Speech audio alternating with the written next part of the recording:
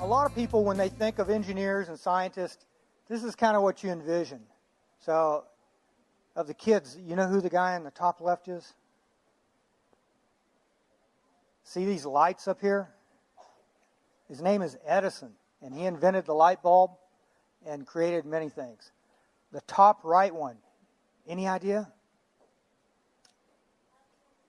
That's Alexander Graham Bell. Very good. And he invented what?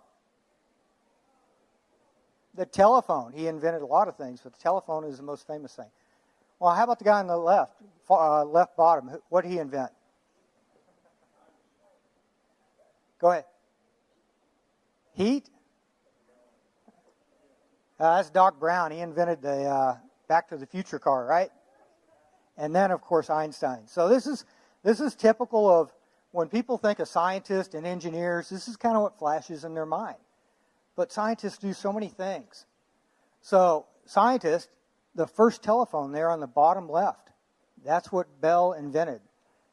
But from that time, up in the top right is a computer, one of the first computers. Really, it's not a computer, it's a calculator. So if you take the telephone and the calculator and you put it into a system of all these towers that you see around here, that's what enables your cell phone.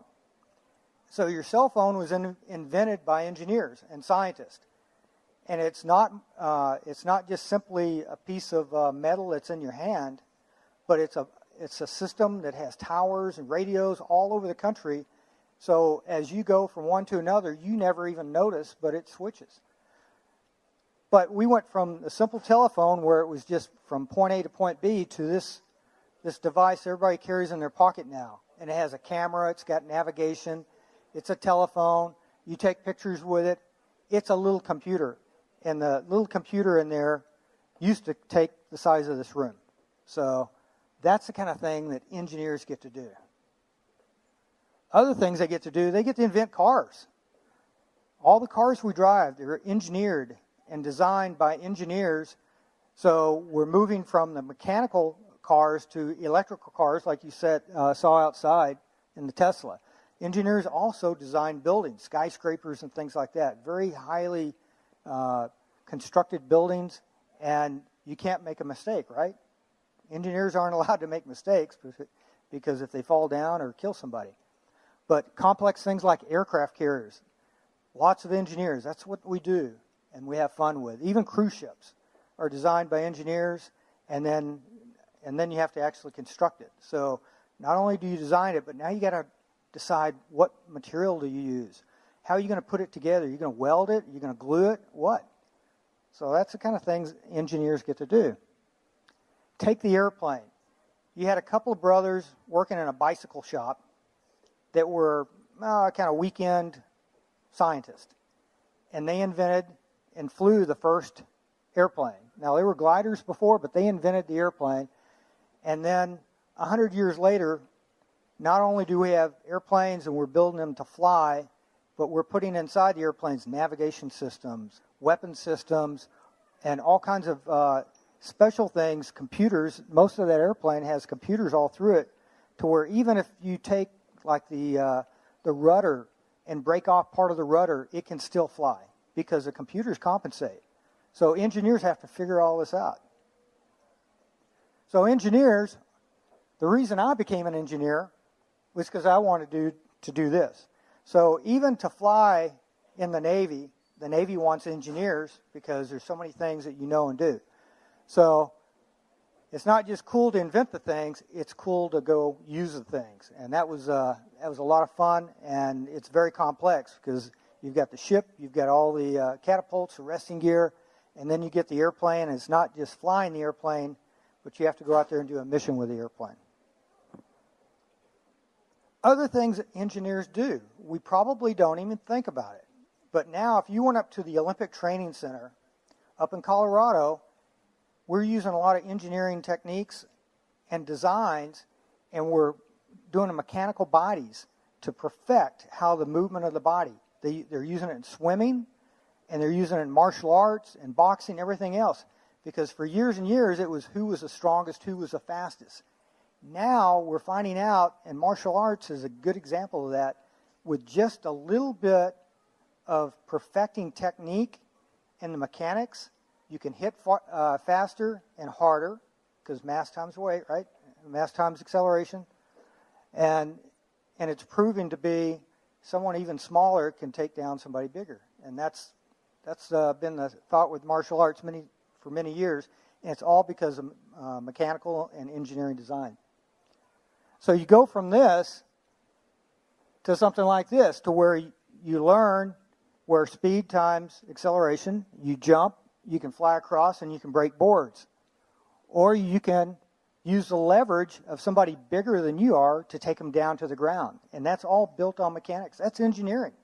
And that's cool stuff. Speed. You can disarm somebody very fast if you know the mechanics of how to do it. So engineering's cool, but engineers can be cool too, because engineers have hobbies, and we always tend to adopt our hobbies and make it into some engineering feat, like the martial arts, which I learned that because that's what I do. And flying airplanes or shooting or everything. Everything has engineering design. The chairs you're sitting in has engineering design. The car that you drove here, the phone that you're talking on, everything touches that. And it takes people like you to do that. So stay active, stay interested, and remember that not all engineers are the guys in the white lab coats with the hair that sticks out. Mine does sometimes. But engineers are just like you, and you can be an engineer, and you can invent something cool and neat and make good money doing so.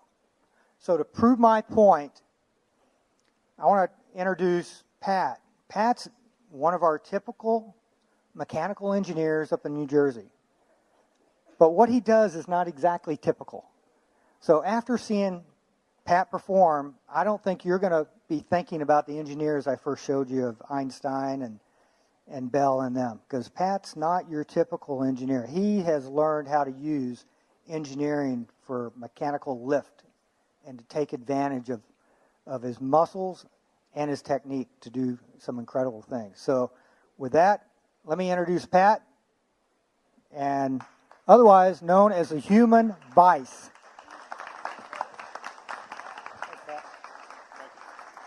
Am I on here? Can you guys hear me? Can you hear me now? There we go.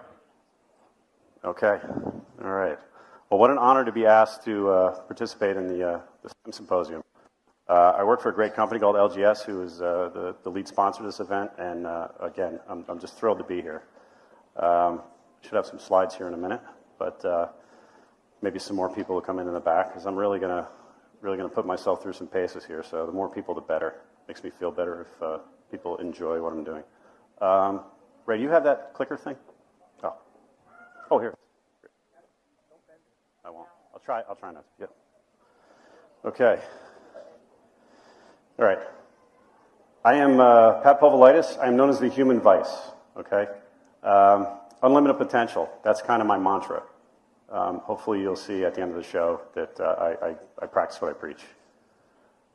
This is a strongman demo. I'm an old-time strongman, and I perform feats of strength. I'm known as the human vice due to my grip and my ability to bend and crush things. I was given that name by my mentor, a man named Dennis Rogers. He's been on countless TV shows and performed all over the world. I think he's performed probably about 2,000 shows at least. So I'm approaching 300 public performances. This is about number 298, so getting close there. I hold multiple records in steel bending, horseshoe bending, stone lifting, and other feats of strength. Phonebook tearing is one of them. I've been featured on the History Channel on a show called Stanley's Superhumans, and I've been featured in Ripley's Believe It or Not. So believe it or not, there we go. Superhumans, that Ripley's Believe It or Not cartoon, that was April of 2013. That's a nationally syndicated cartoon, so that was in like Sunday papers everywhere for anybody who gets Sunday papers anymore. The DVD 336 Pounds of Fury was done with my mentor, Dennis. We both weighed 168 pounds when we filmed it. So it was kind of a joke, like Fist of Fury or whatever. But it was an awesome thing. My friend Evander Holyfield, you may have heard of him. He's a world heavyweight champion, 4-time. He's also in the DVD. So that was a lot of fun. Why am I here today? Okay, I'm not here to brag or show off. Definitely not. I'm here to motivate you and show you what the power of will can accomplish. No obstacle is stronger than an iron will, and I believe this to be true. There's no room for self-doubt for you guys, kids, parents, everyone. You got to believe in yourself and your abilities. If you don't believe in yourself, nobody's going to believe it. My background and demos are designed to entertain you, and I hope they'll do that, but they're also to inspire you to challenge yourself and redefine your limits. That's what I'm all about. I didn't just turn into a strongman overnight. Years and years, just incremental changes, incremental gains, never looking back, never taking a step backward, just adding, and it adds up. Imagine if you could add like 5 pounds to a certain lift every year. 30 years later, you've added, 150 pounds. It's crazy, and it's doable. One of my favorite quotes, whether you believe you can do a thing or not, you are right, from Henry Ford. So, my story, humble beginnings. You guys see this guy up here who's a strongman? I didn't have an easy go of it. A lot of people have a lot harder things to deal with, but I had some things to deal with. I was not always a strong man, but I always knew I wanted to be strong. I used to see the weightlifters on TV in the Olympics, and I was like, I'd like to do that someday. Pretty fun stuff. I used to race BMX bicycles as a kid. I don't know if that's a thing anymore. X Games maybe, but racing probably not. I started training with weights at age 13 to improve my racing. At age 14, freshman year of high school, I was diagnosed with severe scoliosis, one of those little checks they do in gym class, and they're like, here's a note, you got to go to the doctor, something wrong with you. Not a fun thing to deal with, but you deal with what you got to deal with. I was fitted with a back brace called a Boston back brace. It was basically like having plexiglass shrink wrapped around your body from here up to here. Very painful, very hot, not a fun thing. I was not even allowed to participate in gym class, so that was kind of odd. One of the worst things to happen to you in high school is to have something that makes you different and, in your mind, maybe not as cool as everybody else. But, you just deal with it. I was very skinny. I was very self-conscious about the brace. Teased, taunted, picked on. A lot of people go through it. Trust me. 5 years, 6 years from now, you'll never even give it a second thought. Just tune it out of your mind. I can't even see. It would have been very easy to get discouraged or given up, but I just wouldn't accept the fact that I couldn't ride my bike or lift my weights anymore. So, I just did what I had to do. Can hardly even see. I refused to give in. Worked out almost every day. Got stronger every day, and I raced my bike, with this back brace on, in spite of the pain, and it was not fun. Okay, I wore this brace 23 hours a day, 7 days a week. After 3 years of wearing this brace, if I knew what I knew now, I would not have worn it, because it actually was detrimental to me. It made my spine stiffen up, so the level of correction they could do was not as good. But I had a 47-degree curve in my upper spine. So you engineers out there, 47 degrees, pretty substantial. 36 degrees at the bottom. So you're basically talking an S shape. My ribs rotated. It was just kind of a bad situation. The reason they recommend surgery at that point is if you don't correct it, it will progress at around 1 degree every year. So do the math, and you keep adding it, your body keeps twisting, your lungs close off, your heart and your organs, they just get pinched off. You basically have no life. So I opted in my senior year of high school to just get this done. Let's do it. Let's take care of it. I was told I would be in a body cast for 6 months. I was told I would never lift heavy weights again. My spine would be susceptible to injury. All of the discs in my back are fused, so I basically have like one disc at the bottom supporting everything, and not to mention the fusions. It's just a crazy situation. I trusted my doctors with my surgery, but I knew those guys were wrong. I said, you don't know me. I know what I can do, and I know what I'm going to do. So that's what I did. My goal and plan. My goal was to become strong enough to become injury-proof. I had designs on racing my bike again. They were concerned because, anything like that, football, a bike, you could fall. It's a contact sport. You could do some damage to it. I was like, you know what? I'm going to be so strong, this is not going to matter. My plan was to go into surgery in peak physical condition, so I'm ready to heal up as soon as they do this. I increased the frequency and intensity of my workouts leading up to the surgery. So I was in really good shape, and then I was pulled off the street and thrown in a bed, put in traction, and you know, basically cut open and did surgery on me. I brought weights to the hospital. I mean, how crazy is that? They advised me not to do it, but I really didn't listen to them. I was lifting weights when I wasn't in traction in the hospital. And I trained right up until the day they operated on me. The results. I was released from the hospital 4 days early. Began training at home almost immediately. Laying down in a body cast, watching my mother's soap operas, you know, in front of the TV, lifting weights. But it was working for me. My body cast was removed at 5 months, a full month early. They looked at me and they said, "You healed up so well, you don't need this cast anymore." They'd never seen anything like it. So I knew my plan was working. And from that point on, I never stopped training. Still improving over 33 years later.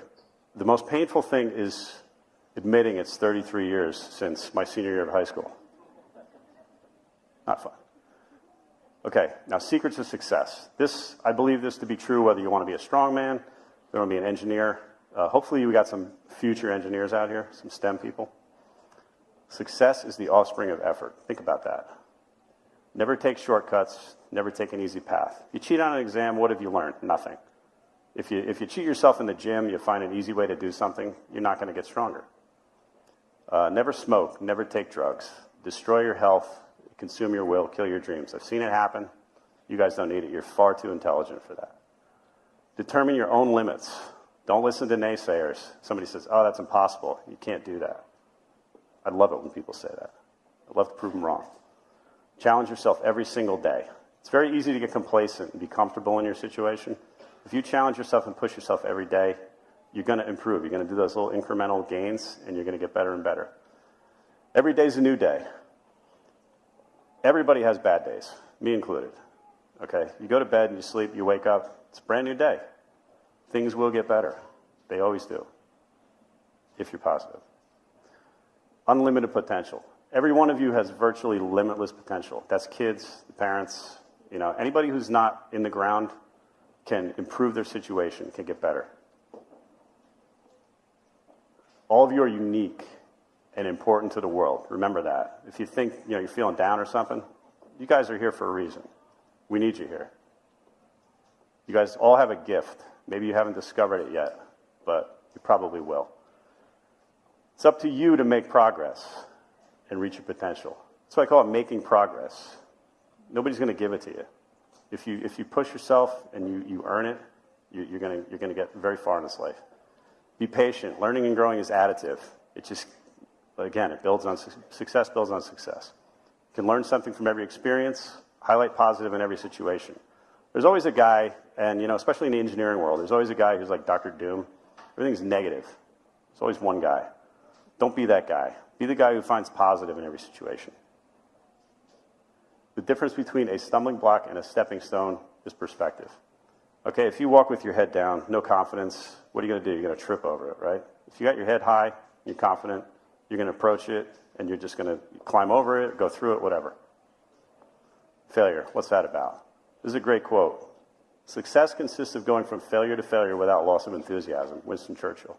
That is so true.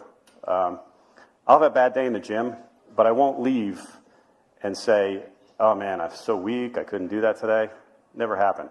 I would find positive. I would say, "Man, I was so close to bending that bar. I was so close to lifting that." So next time I came in, I went in with a positive attitude. Makes all the difference in the world. Don't be afraid to fail, only of not trying. You must learn to fail to succeed. Where would we be if all of our great scientists gave up after getting something wrong? Nowhere. All these guys that were up there on the screen before, you think they got it right the first time? No. The scientific method depends on you know, doing experiments, failing, you know, learning something, changing it. Linda's nodding over there. She deals with this every day. Okay, wrap up and takeaways. Be strong and focused physically and mentally.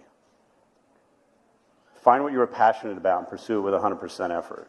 You know, if you guys really, really like something, you're gonna go crazy over it. You're gonna just do it until you get it right. Push yourself every day. Never quit. Never backtrack. Value yourself. Be confident. Never let anyone's negativity influence how you feel about yourself.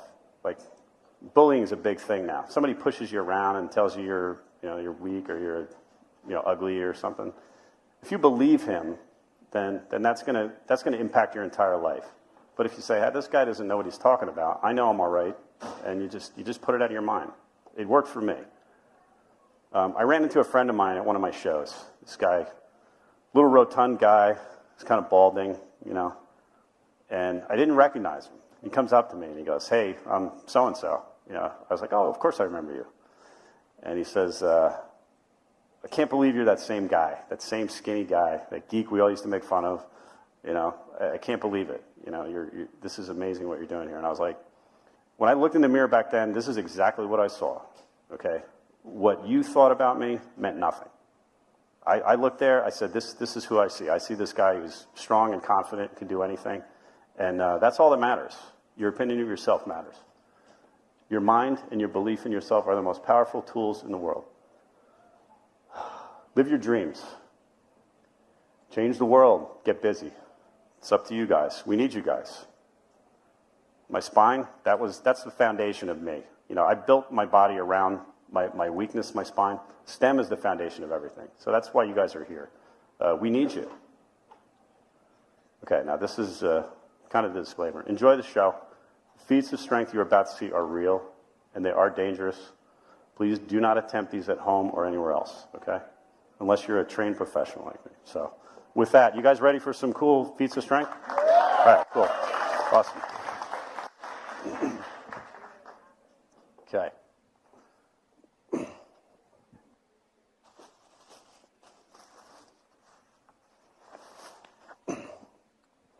Okay, the first thing I'm going to do for you guys, tear a phone book.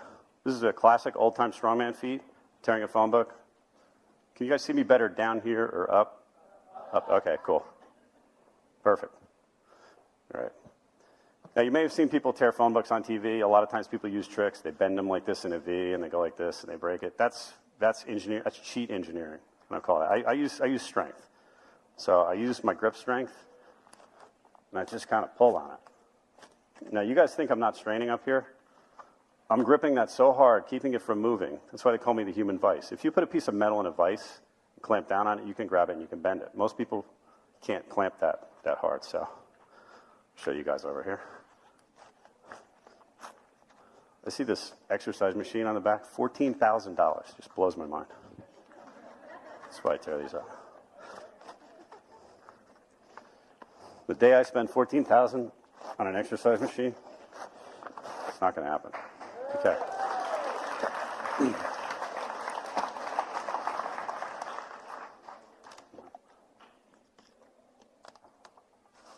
Okay. Now, I mentioned I have some records in phone book tearing. A phone book about 1/2 to 3/4 of an inch bigger than that, I tore into 6 strips. So think about that. That's crazy. This is the gold standard of cards. Again, another old-time strongman feat, tearing decks of cards. Hardest part for me is getting the pack open. These are plastic-coated bicycle cards. This is one feat where you can go and you can try it at home. But please, if you cut yourself, stop. Don't get me in trouble. I get enough flack. All right. What I'm going to try and do is tear this deck of cards for you. Again, this is a really good deck of cards.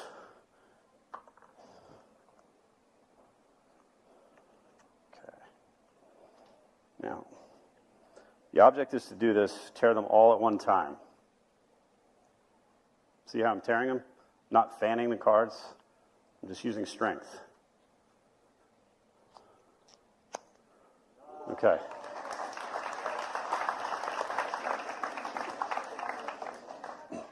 I used to deal with a lot of salesmen in my old job.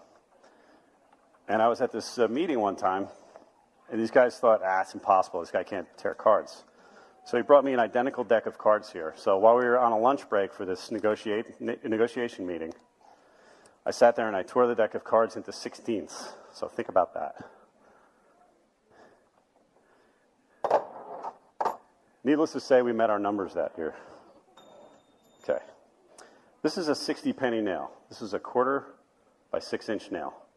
Takes about 200 to 250 pounds of force to bend. Some engineering involved there. And I said old-time strongman. Now, if you're an old-time strongman in the vaudeville days back in turn of the century, I don't mean the 21st century, I mean the 20th century, so the early 1900s, if you could bend one of these nails, you could call yourself a strongman. Now, when I first discovered I had a crazy good grip, I started reading about the old-time strongman, started bending these nails. And just to put in perspective what happens when you focus your mind. Okay, that looks pretty easy, right? Again, 200 to 250 pounds of force to bend. Now, I was like, wow, that's too easy. So I kind of pushed the envelope. And I kept going and going, and I am considered the top short steel bender in history. I've bent bars that take in excess of 1,300 pounds to bend. Now, I'm not going to do that here today because I'll pass out and, they'll have to, throw water on me and stuff. It'll be ugly. But I have a bar here. This is 5/16 by 6.5 inch. This is tool steel. It's hard stuff. It takes about 650 pounds of force to bend. Now, again, because I don't want to kill myself doing a world record bend here, I always like to challenge myself. I said that in my speech. So I'm like, I need to make this harder. So, harder and more visual. So what I like to do, and what I'm going to try and do for you, is bend this bar, but I'm going to do it with that 230-pound smooth granite ball in my lap. Yeah. Why not? Yeah, why not, exactly. I think I'm okay. Come here.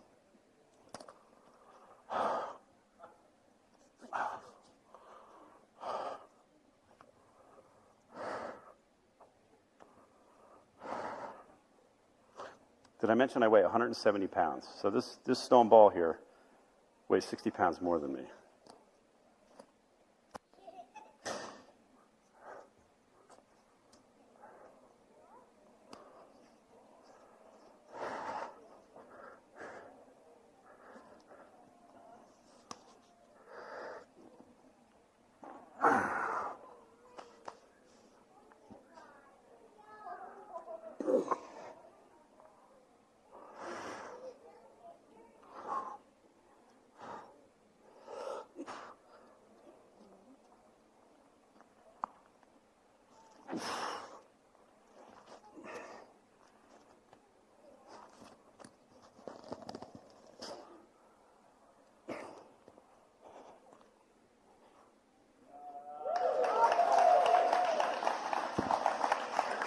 Thank you. Whew. I need to stop by the thermal camera in the LGS room and see how hot I am at this point. Okay. Is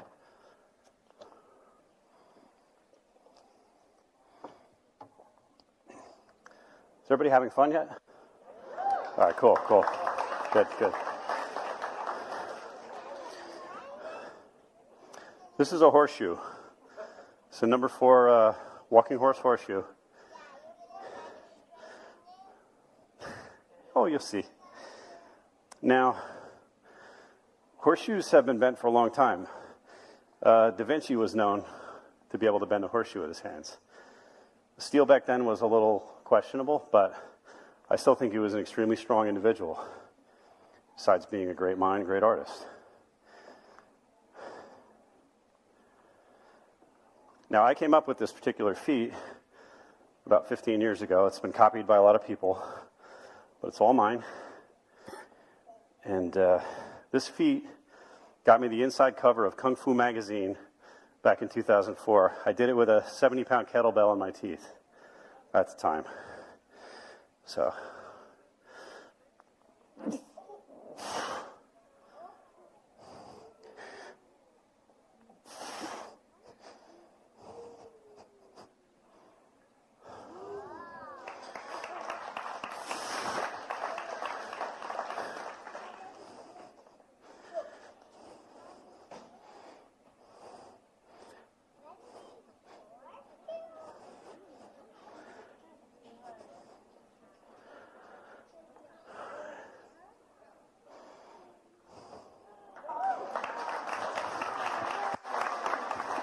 Since you're cheering me on there so much, hook you up. Okay. Whew. All right. Stalling a little. It gets to be fun. Things are getting a little crazy now. Not totally crazy. I'm considered the top horseshoe bender in history. That includes Da Vinci. If you happen to travel to Texas, University of Austin, in the football stadium, there's a museum called the Stark Center. It's a museum of strength and physical culture. If you go in there, you'll see horseshoes I've bent on display there. So,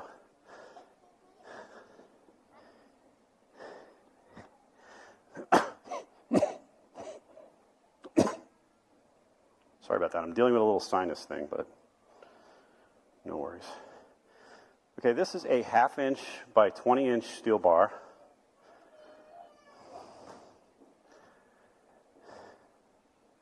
This is structural steel, good stuff. You guys know anything about leverage? Shorter the bar, harder to bend. Okay. And like I'm fond of saying about certain things, it's not always what you do, it's how you do it. Like if I was to bend this over my leg or over my knee or something, it'd be pretty easy for me. So I, again, in the spirit of challenging myself and my belief in self-chiropractic adjustment, I'm going to try and bend this in a very difficult way for you.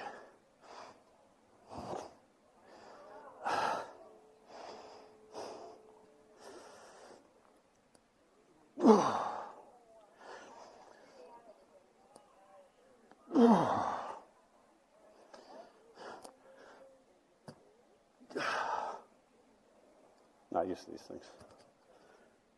They don't make them for strongmen.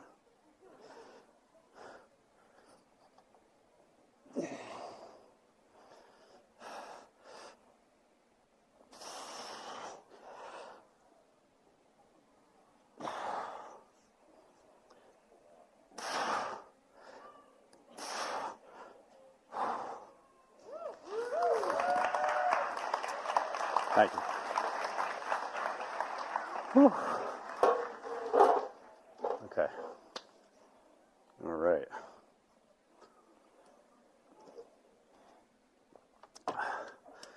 Now's when things get a little serious.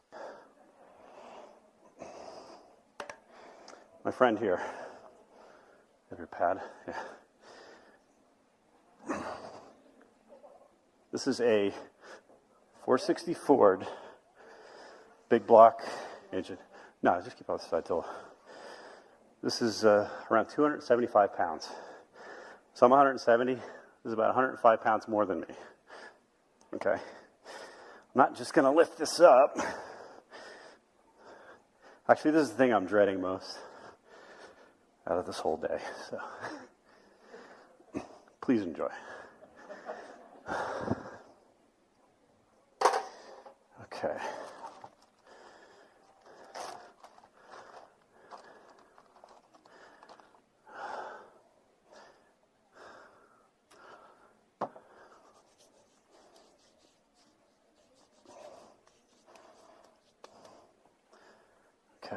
Again, in the spirit of challenging myself, I like to come up with new and different ways to make things harder. So I have another deck of cards here. And a rational man probably wouldn't do this, but I was like, how can I take this engine block and just come up with this really cool way to make it very difficult to tear a deck of cards? So what I came up with is what you're going to see here. Again, do the math. 275 pounds, 170 pounds.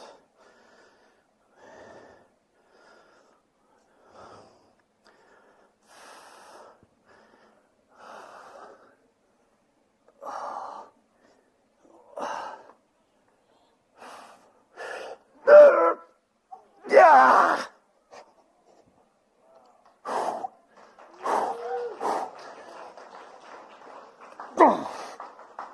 Nope, not ready yet.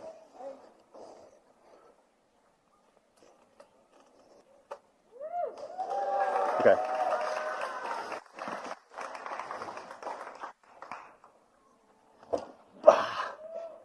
Thank you. Whew.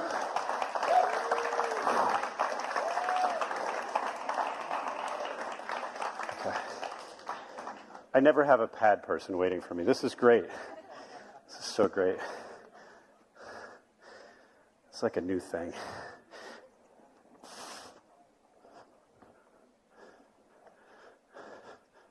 Okay. All right. Whew. Still more fun to come.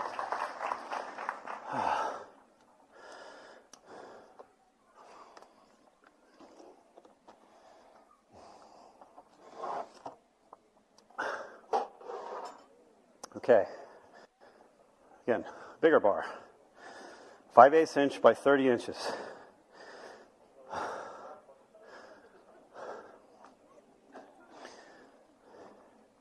Again, not always what you do, how you do it. This is a fun little way I came up with bending this bar. I apologize if I'm not as talkative after doing that. But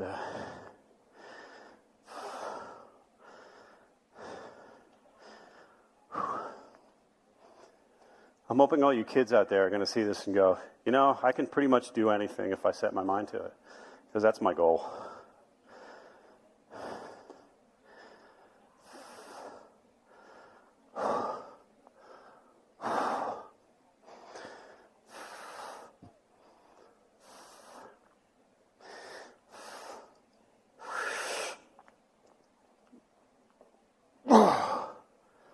Okay, fun's over. Did I mention I have a couple kids, 13 and 9? Pretty sure we're done.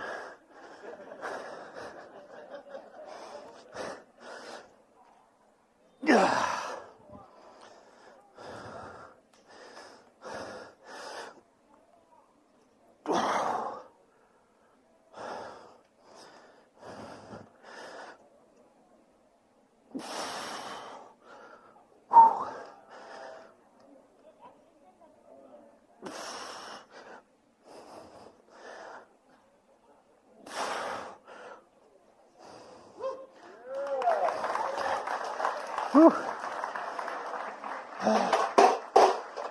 Okay.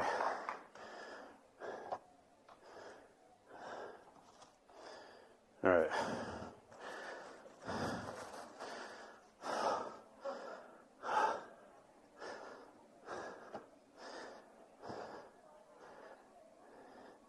Okay, I don't know why I did this. Brought a hammer, metal framing hammer, 20-ounce framing hammer. Let's see what I can do with this.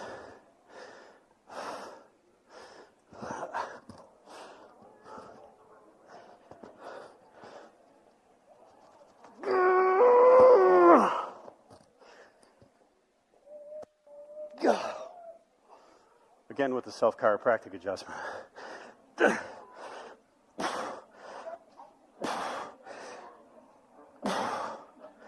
Usually I bend this back and forth till it breaks, but I'm pretty hot up here.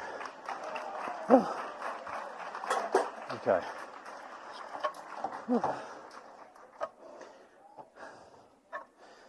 Okay. Now, I have a couple of frying pans here, 8 and 10 inch. You guys didn't tell me you have a frying pan park of all places down here. I drove by that, I was like, wow, there's a frying pan park here. This is crazy. Need to stop and take a picture of that. So, how many of you guys think I can take these two pans, put them through this ring at the same time? A couple of you? Okay, cool. I'm hoping to make believer out of you. You can be my my ring girl, ring lady. All right. Yeah, when I'm done. Okay, 8-inch frying pan. This can be either good or bad. Frying pan people hate me. They seem to always be improving their design to thwart me. Yeah, these are good ones. Okay,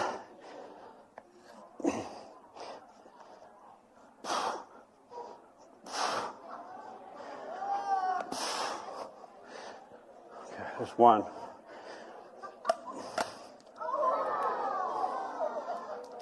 Okay. Sorry about the mess.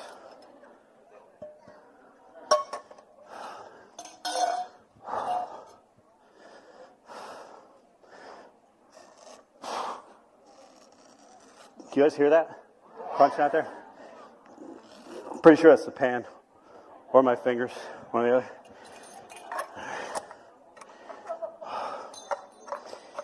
Okay. This is where it gets tight.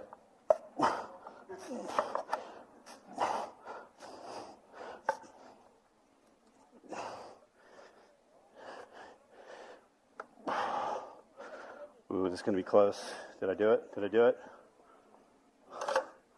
Ooh, come on. It's going to go through. Ah, here we go. Oh, close enough. All right, there you go. Like I said, hot day, hot day. Okay, I've got one more feed for you guys. Hopefully I'm not holding you guys up for the next thing.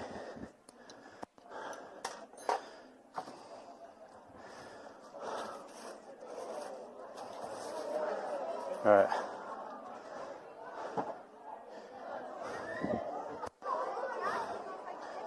Okay. From the sublime to the ridiculous. This is a baseball bat.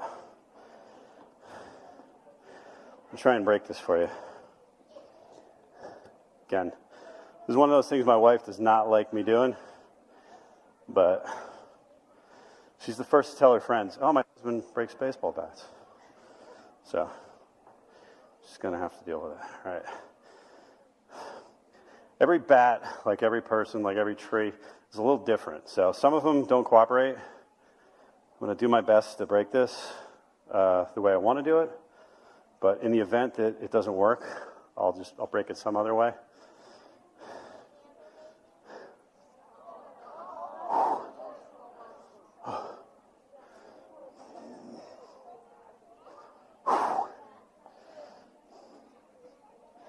I've tested these to take like 400 pounds of pull to break. So that's like 400 pounds of pulling and all that downforce on my head and my neck. So let's see what happens here. You guys can get crazy and cheer and stuff if you want.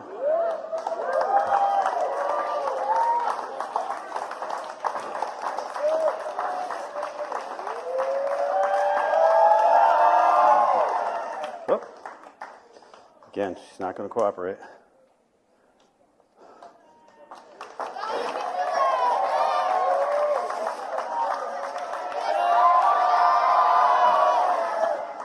One more try.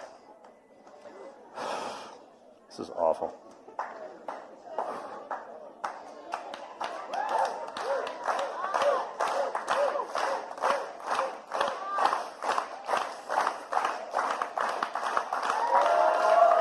Ah, oh well. Try my best. Thank you, everybody. Wow, that hurt. Thank you, guys. Whew.